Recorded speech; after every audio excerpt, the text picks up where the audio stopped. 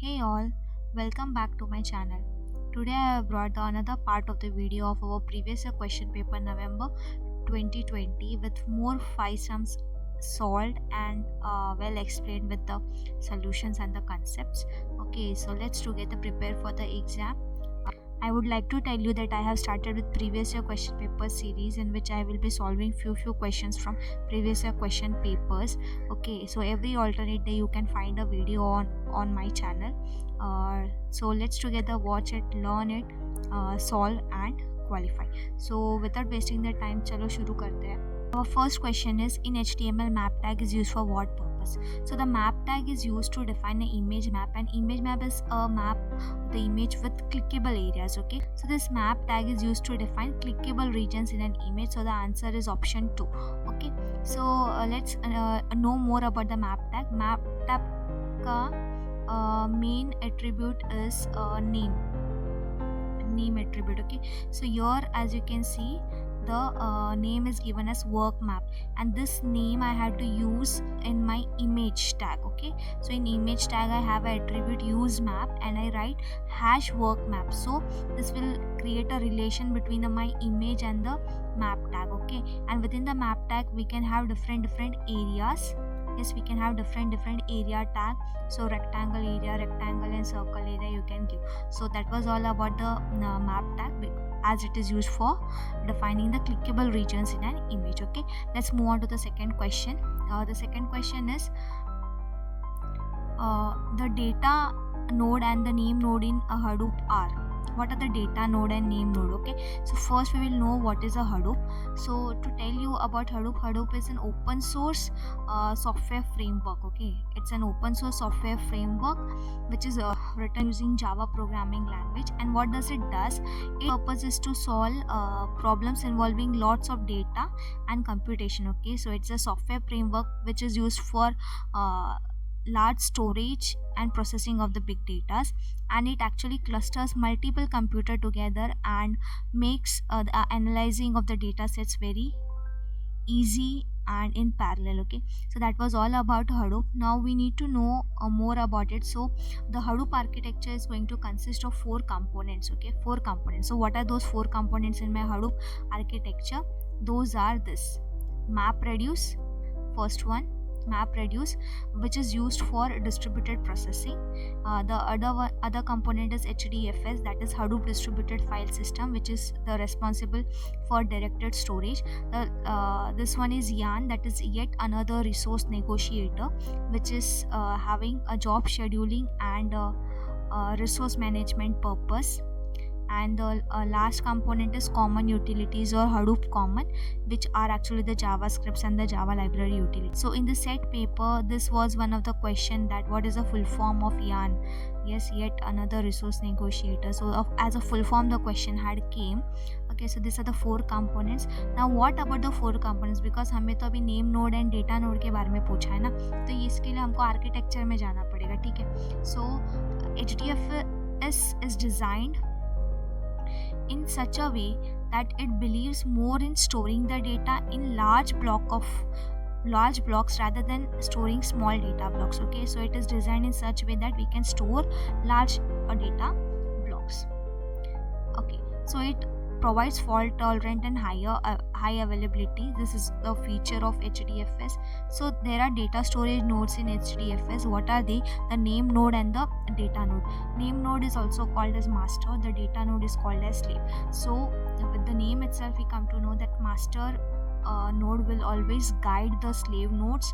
Okay, they will keep storage of metadata, whereas when it comes to the data node, they are going to process the data, store the data and manage the actual data. Okay, so name node and data node, so they are the master. And so according to our question, the data node and the name node in Hadoop are what? Actually the slave and the master nodes, right?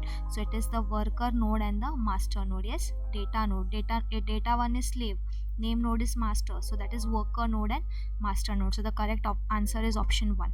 Okay, let's move on to the next question. So now here the question that comes is on relational schema, functional dependencies, candidate key. Okay, so a lot of things are involved over here. Okay, So your the question is considering a relational schema, and these are the functional dependencies that hold, and which are the candidate keys among following options. See, I will let you know all these three things, and not only to solve this simple question, लेकिन इसके साथ ही आपको और भी अगर इसके related कुछ question आएगा तो वो भी आपको सॉल्व करने को आएगा. इसके लिए मैं आपको और एक्स्ट्रा इन्फॉर्मेशन दूंगी ज़रूर. सबसे पहले रिलेशनल स्कीमा है क्या? तो it is use to represent the data to be entered in your database. आपको डेटाबेस में क्या डेटा एंटर करना है वो बताने के लिए रिलेशनल स्कीमा होता है. एक्चुअली डेटा कैसे स्ट्रक्चर्ड है टेबल में वो हमारा रिलेशनल डेटा स्कीमा बताता है, और कौन कौन से एट्रीब्यूट है, कौन से टाइप ऑफ एट्रीब्यूट्स है, ये सब हमें रिलेशनल स्कीमा से पता चलता है. ठीक है, तो रिलेशनल स्कीमा हमें पता चल गया. Now what is functional dependency? Okay, so what is functional dependency? It specifies the relation between two set of attributes. Okay, two set of attributes के बीच का relation हमें पता चलता है because of functional dependency. So say for example I have two attributes, say to A and B. Okay, so A and B I am having, so A will be called as determinant. याद रखो, हाँ, जब भी आपको functional dependencies ऐसे मिलेंगे ना, तो A would be called as determinant and the B would be called as dependent. B would be called as dependent because this one set, this determinant can accurately determine the value of B attribute. It can accurately determine the value of B attribute. Because of this A attribute, I can come to know about B attribute. Okay, तो इसके लिए B dependent है और ये determine कर देता है ना एक्यूरेटली, तो इसको डिटर्मिनेंट बोलते हैं. ठीक है, तो ये हो गया फंक्शनल डिपेंडेंसी के बारे में. Let's consider an example. Say I have 4 attributes, employee ID, name, then I have department and then I have say building number. Okay, ये 4 एट्रीब्यूट है. तो मैं अभी आपको वैलिड फंक्शनल डिपेंडेंसीज के कुछ एग्जांपल देती हूँ. देखो, एम्प्लॉय आईडी लिख दिया, ये एक एट्रीब्यूट है, and then I write name, department and building number. Yes, here it is single attribute, here it is set of attributes, चलेगा. ठीक है, तो इसका मतलब क्या हुआ functional dependency? Because of employee ID I can come to know the name of the employee, the department in which where the employee work and also the building number. मतलब employee ID काफ़ी है मुझे ये तीनों detail देने के लिए. Functional dependency, dependent कौन है? नेम, डिपार्टमेंट और बिल्डिंग नंबर. डिटर्मिनेंट कौन है? Employee ID. से दूसरा एग्जांपल ले लिया, एम्प्लॉय आईडी, डिपार्टमेंट. क्या हम डिपार्टमेंट का पता कर सकते हैं एम्प्लॉय आईडी से? Yes, we can find. क्या हम डिपार्टमेंट का पता कर सकते हैं बिल्डिंग नंबर से? Yes, different department may have different building numbers, so we can come to know. Okay, so ये हो गया. say for example अभी invalid functional dependencies आपको बताती हूँ. ठीक है, तो एक invalid FD लेते हैं, जैसे name to department. क्या नेम काफ़ी है ये जानने के लिए कौन से डिपार्टमेंट को बिलोंग करता है? ज़रूरी नहीं, क्योंकि अगर 2 पर्सन सेम नाम से होंगे तो हमें उसका डिपार्टमेंट का डेटा भी गलत मिल सकता है, राइट? तो नेम, सिर्फ अकेला नेम काफ़ी नहीं है डिपार्टमेंट का जानने के लिए. ठीक है, क्या नेम एक काफ़ी एट्रीब्यूट है टू नो द से employee ID? Of course not. 2 people may have same name and I can't come to a proper employee ID, right? So ये होता है valid और invalid functional dependencies. Okay, so it's a relation between 2 sets of attribute where one set can accurately determine the value of other. That is functional dependency. Now कुछ extra आपको बताती हूँ. Types of functional dependencies in database. Okay, so first one is trivial functional dependency. So what is trivial functional dependency? A dependent is always a subset of determinant. जैसे अगर मैं बोलूँ ये functional dependency मैंने आपको दिया, तो मैं बोल रही हूँ कि dependent is always a subset of determinant, यानी कि जस्ट एक आपको आइडिया देने के लिए. ठीक है, so the dependent is always a subset of determinant. Example ले ले, जैसे employee ID comma name. This is a functional dependency I am giving you. Okay, so है subset, dependent है subset determinant का. Yes, so this is a trivial functional dependency.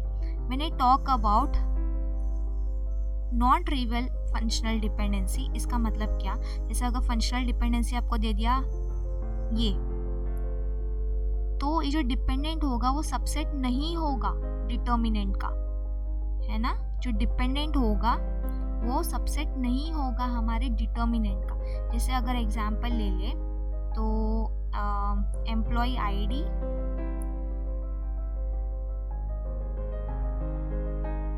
Name है क्या subset? Subset है? नहीं है। डिपेंडेंसी है, देखो फंक्शनल डिपेंडेंसी है, पर सबसेट है क्या? ये एज सबसेट है क्या एम्प्लॉय आईडी का? नहीं, तो ये नॉन ट्रिवियल फंक्शनल डिपेंडेंसी हो गई। क्या हो गई? Non trivial functional dependency. Now the next dependency we will see. The next functional dependency is multi-valued functional dependency. Here entities of dependent set are not dependent on each other.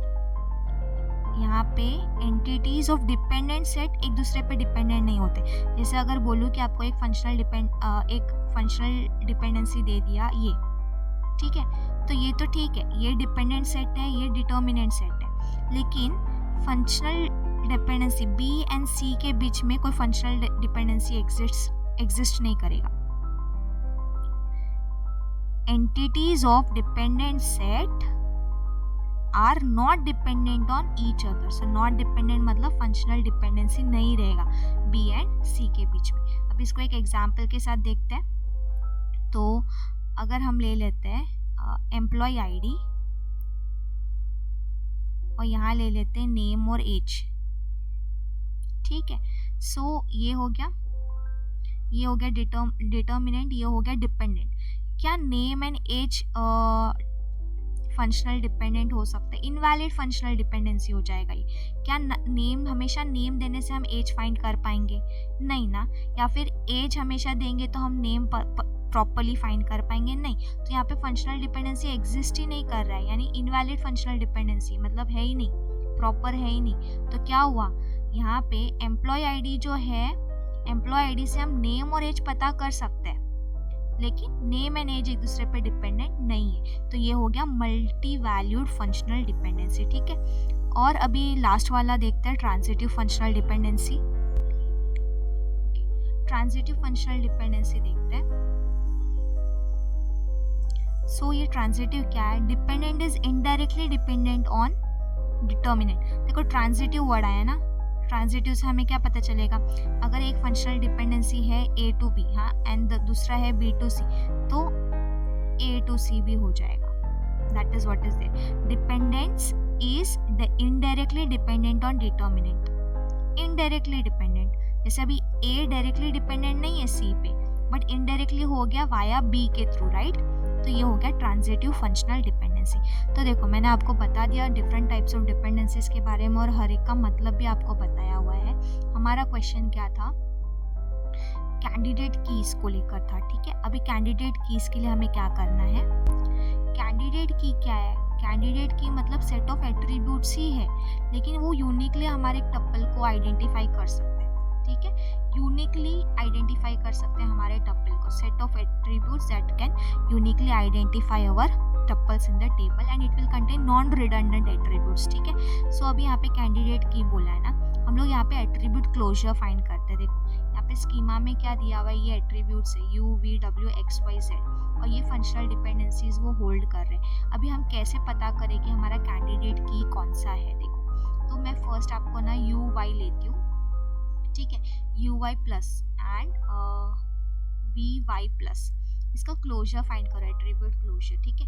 You और Y है तो you Y तो आएगा ही। अभी you के वजह से, you determinant है तो कौन डिपेंडेंट है यू के? यहाँ पे वी है ना, u to v ना, so v will also come, at least मतलब v will also get covered, we can identify v because of u।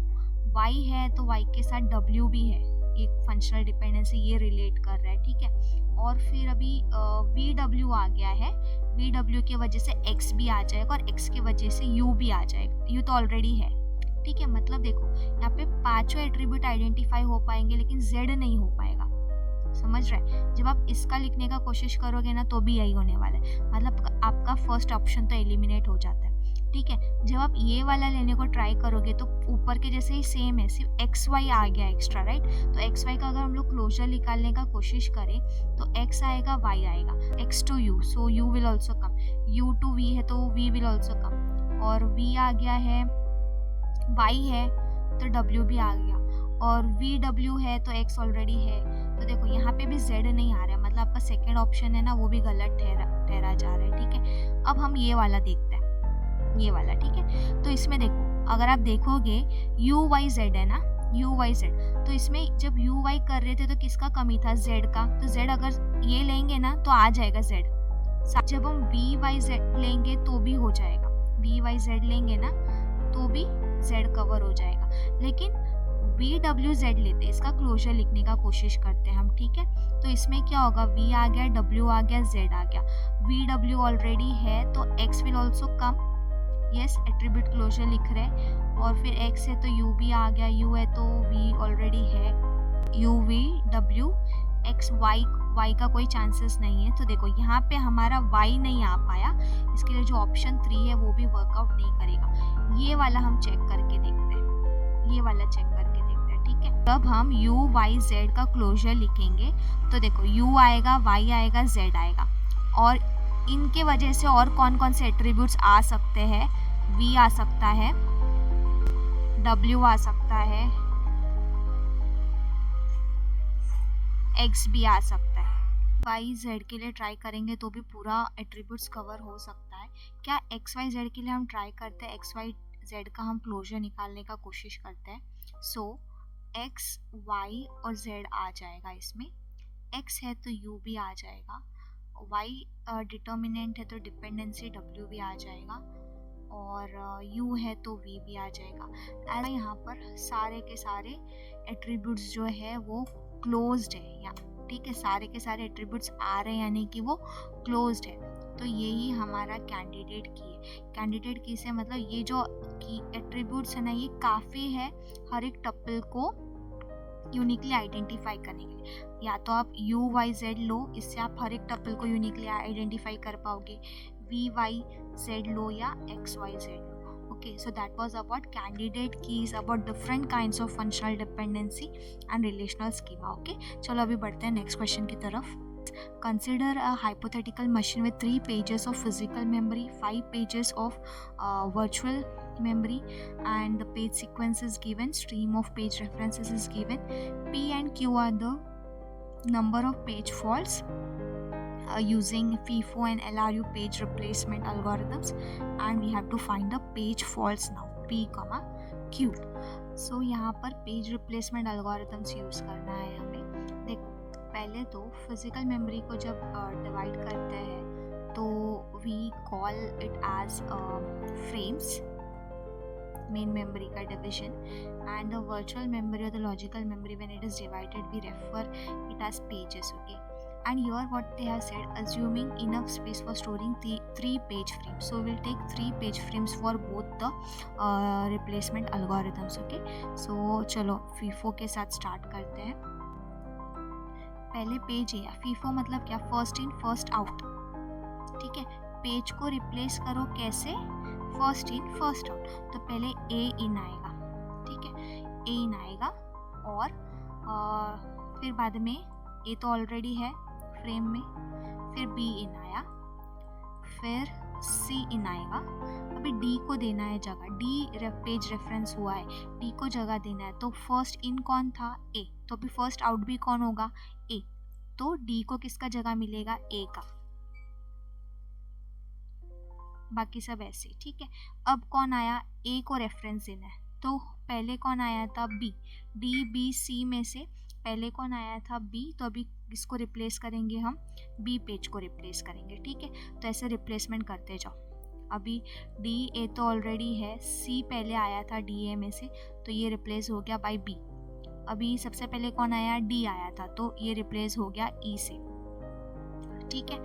अब यहाँ पे अगर आप देखोगे तो ए रेफरेंस हो रहा है, पर ए ऑलरेडी है ना हमारे फ्रेम में, राइट. सो यहाँ पे पेज हिट होगा, यानी कि जो पेज रेफरेंस हो रहा है वो पेज ऑलरेडी फ्रेम में है, मेमोरी में है, तो पेज हिट होता है. देखो दो चीज़ें होती है, पेज हिट और पेज फॉल्ट। जो पेज चाहिए वो अगर नहीं मिलेगा मेमोरी में या फ्रेम में तो हम बोलेंगे पेज फॉल्ट हो गया, और जो पेज चाहिए वो ऑलरेडी एग्जिस्ट कर रहा है, ऑलरेडी लोडेड है वो पेज, तो हम उसको बोलते हैं पेज हिट।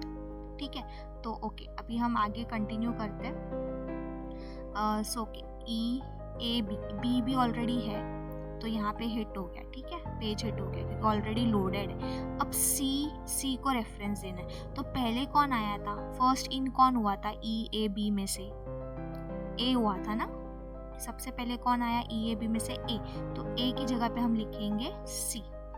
फिर बाद में डी को रेफरेंस देना है, तो कौन आया, ई सी बी में से पहले बी आया था, तो अभी ये हो जाएगा ई सी डी, बी को रिप्लेस कर देंगे डी से। ओके अभी फिर ई है तो ई तो ऑलरेडी मेमोरी में है, सो ये सेम ही आएगा। ठीक है, तो यहाँ पे वापस से हिट हुआ। ठीक है, अभी बी को रेफरेंस, बी को लोड करना है, राइट, तो फिर अभी किसे रिप्लेस करेंगे, सबसे फर्स्ट इन कौन हुआ था, ई सी डी में से ई हुआ था, तो अभी ई को रिप्लेस कर दिया बी ने, सी डी ऐसे का ऐसे ही आएगा। ठीक है, अभी ए को रेफरेंस देना है, तो फर्स्ट इन कौन हुआ था, बी सी और डी में से सी हुआ था, तो ये हो गया बी ए डी, और बी है तो यहाँ पे बी ऑलरेडी है, ए डी, सो यहाँ पे वापस से हिट हुआ। तो कितने पेज फॉल्ट हुए, 1 2 3 4 5 6 7 8 9 10 11. So these are the page fault that has happened. So in FIFO how much page fault have happened, 11. ठीक है, now LRU देखते हैं। LRU मतलब क्या, लीस्ट रिसेंटली यूज, मतलब पेज को रिप्लेस करेंगे जो लीस्ट रिसेंटली यूज हुआ है। तो पहले ए लोड हो जाएगा, फिर बी भी लोड हो जाएगा, फिर सी भी लोड हो जाएगा। डी को किससे रिप्लेस करें, डी अगर लाना है तो कौन से पेज को रिप्लेस करें, कौन लीस्ट रिसेंटली यूज हुआ है, ए, तो यहाँ पे डी आ जाएगा। फिर लीस्ट रिसेंट कौन हुआ है, यूज्ड, बी ना, तो ये हो जाएगा डी ए सी। अब जब बी को लोड करना है तो डी ए सी में से कौन लीस्ट रिसेंटली यूज्ड है, सी, तो ये हो गया डी ए बी।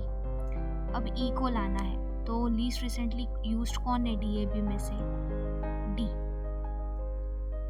अब ए ऑलरेडी है, पेज हिट हुआ, बी भी ऑलरेडी है, पेज हिट हुआ। सी को लाना है तो ई ए बी में से लीस्ट रिसेंटली यूज्ड कौन है, least recently used E A B में से ई, तो ये हो जाएगा सी ए बी। फिर डी को लाना है तो सी ए बी में से कौन लीस्ट रिसेंटली यूज्ड है, ए बी सी, ए ना, तो यहाँ पे चलो रिप्लेसमेंट कर दो, ए को बदल दो।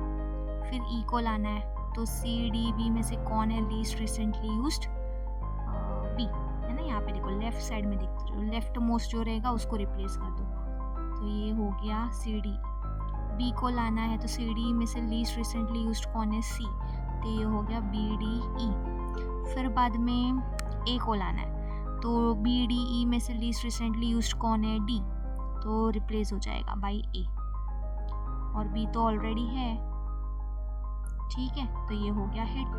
तो अभी कितने पेज फॉल्ट्स हो गए, काउंट करो आप, 1 2 3 4 5 6 7 8 9 10 11 12। सो यहाँ पे हो गए हमारे 12 पेज फॉल्ट्स। सो हमारा करेक्ट ऑप्शन क्या होगा, 11 12 यानी कि ऑप्शन 4। ठीक है, सो आई होप दैट आपको FIFO and LRU page replacement समझा रहेगा। फर्स्ट इन फर्स्ट आउट में जो पेज पहले आया है उसको निकाल दो एंड रिप्लेस करो, और LRU में जो लीस्ट रिसेंटली यूज है लेफ्ट साइड में ट्रैक करने का कोशिश करो, जो लेफ्टेस्ट पेज रहेगा ना लेफ्ट साइड का, उसको रिप्लेस कर देना है नए पेज के साथ। ठीक है, अभी हम नेक्स्ट क्वेश्चन सॉल्व करते हैं। तो चलिए नेक्स्ट क्वेश्चन देखते हैं क्या बोला है। Consider a disk system having 60 cylinders and the disk requests are there received by the disk drives for the cylinders 10, 22, 22, 46, 38 in that order, and our disk head is at 20. What is the time taken to satisfy all the requests? If it takes 2 milliseconds to move one cylinder to the adjacent one को move होने के लिए 2 milliseconds लगता है. And जो algorithm हम follow करने वाले हैं वो shortest seek time first algorithm. See, ये डिस्क शेड्यूलिंग का प्रॉब्लम है. डिस्क शेड्यूलिंग क्यों? क्योंकि इनपुट आउटपुट रिक्वेस्ट आती है जिनको एक्सेस चाहिए रहता है डिस्क का, और कौन सा फिर रिक्वेस्ट को सेटिस्फाई करना है वगैरह, तो वो डिसीजन होता है by the disk scheduling algorithm. So different disk scheduling algorithms are there. So here it is shortest seek time first. So this algorithm selects the request which is closest to the current head. Current head अभी 20 पे, तो 20 को closest जो रहेगा ना वो request को पहले सेटिस्फाई करेगा. Okay, and there by moving the head away to service other request, और फिर ऐसे धीरे धीरे करके सारे रिक्वेस्ट को सर्विस करेगा. तो सीक टाइम का मतलब क्या होता है? Time taken by a disk drive to locate the area on the disk where the data to be ready stored.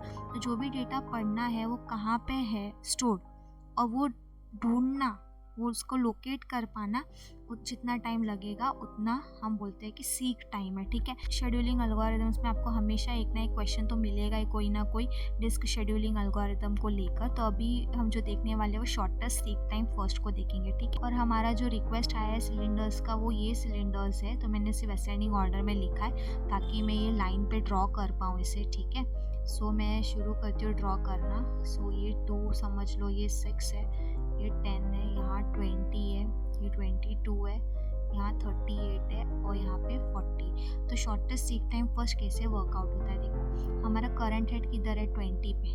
तो 20 से 10 पे जाना इजी होगा कि मूव होना इजी होगा कि 22 पे? 22 पे, क्योंकि डिफरेंस है, राइट? ओके, अब 22 से 38 जाएंगे तो 16 लगेगा, और यहाँ 10 पे आएंगे तो 12 लगेगा. तो मैं 10 पे मूव हो जाती हूँ, हेड मूव होगा. फिर बेटर है 10 से 6 पे चले जाए, क्योंकि अगेन इट विल टेक 4. यहाँ पे उसने ले लिया 12, और फिर 2 पे चले जाए तो यहाँ से और 4 कवर हो जाएगा. अब हम 2 पे है तो 2 से अभी कोई सोल्यूशन नहीं, तो will go to 38 and then 40.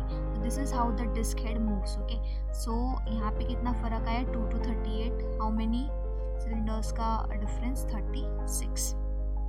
Okay, तो ये देखो इस तरीके से मूव होते जाना है कि जो शॉर्टेस्ट है, शॉर्टेस्ट सीक टाइम ना जहाँ पे भी होगा उस अकॉर्डिंग हम लोग मूव होते जाएंगे. और ये जितना सिलेंडर्स का डिफरेंस है वो मैंने लिख दिया. अब मैं ऐड कर लेती हूँ. तो 2 + 12 + 4 + 4 + 36 + 2 ऐड करो, इससे कितना आता है? 14 और 8 22 और 36 58 और 2 60. तो 60 सिलेंडर्स का डिफरेंस है, और हर एक सिलेंडर के लिए उन्होंने कितना बोला है? 2 मिलीसेकेंड्स लगता है. तो टोटल कितना मिलीसेकेंड हमको लगेगा? 120 मिलीसेकेंड. तो हमारा आंसर क्या होगा? ऑप्शन 3, दैट इज 120 मिलीसेकेंड्स लगेगा सारे रिक्वेस्ट को सेटिस्फाई करने के लिए. ठीक है, सो आई होप आपको समझा होगा. अगर आपके लिए ये वीडियो हेल्पफुल था तो प्लीज़ लाइक बटन पर क्लिक करिएगा, और अगर आपको लगे अपने फ्रेंड्स के साथ शेयर करना तो प्लीज़ शेयर कीजिए. Thanks for watching.